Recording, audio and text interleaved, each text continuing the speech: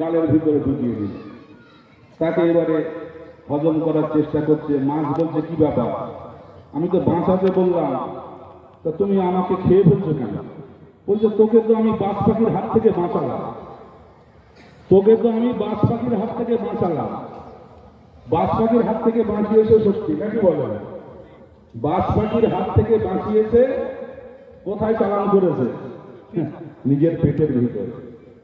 কিন্তু নরেন্দ্র মোদী কি করতে চাচ্ছে আপনি জানেন। আমি বিস্তারিত প্রসঙ্গে যাওয়ার আগে শুধু একটুখানি আপনাদেরকে একটু সজাগ করতে চাই। আপনারা কি জানেন কি হতে যাচ্ছে? আমরা এখানে যারা মুসলমান আছি, আচ্ছা আমি অধিকাংশ আমার অভিজ্ঞতা থেকে বলছি, সত্যি হতে পারে নাও হতে পারে, সব মুসলমান 5 ওয়াক্ত নামাজ পড়ে না। ঠিক বললাম না ভুল? সবাই কি 5 ওয়াক্ত পড়ে? কিন্তু সব মুসলমান তো অন্তত এটা চায় যে আমি মরে যাওয়ার পরে অন্তত শ্মশানে যাব না, একটু কবরে যাব। চায় না? চায় না? আরে আপনারা চান কিনা বলেন? চান কবরে যেতে? কবরে যাওয়ার সুযোগটাও বন্ধ হয়ে যাবে।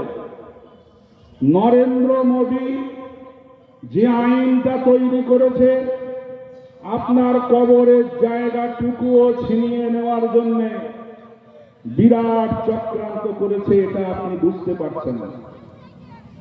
আমি অমুসলিম ভাইরা যারা আছেন তাদেরকেও শুনতে বলবো আমার কথাগুলো। প্রশাসনের পুলিশ ভাইরা যারা আছেন তাদেরকেও বুঝতে বলবো কেন আজকে দেশ উতলা হয়ে উঠে।